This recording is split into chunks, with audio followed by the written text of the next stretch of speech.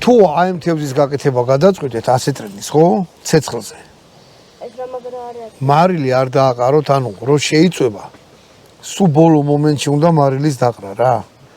დაგჭირდებათ მარილი, ლიმონი და მაშარაფი. ეს მაშარაფი იყიდება ყველგან, თუ ვინც არის მაშარაფი ბროწეულის წვენს ადუღებენ დიდი ხანი. და რაღაც დროის განმავლობაში სქელდება.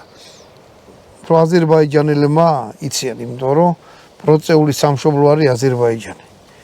75-ნაირი ჯიში ყოფილა. ბროწეულის. ჩემთვის კიდე არის წითელი და მყვა, ეს მყვახე და მწიფე. მეტი ვერ მივედი იქამდე რა. მოგეთ ამას ესე დავალაგებ, ცეცხლი გამზადებული გვაქვს, ხო და ტყავი აქვს ისეთი რა ქვია მთევს. ვის არა აქვს, რა ქვია, ქერცლი არა აქვს.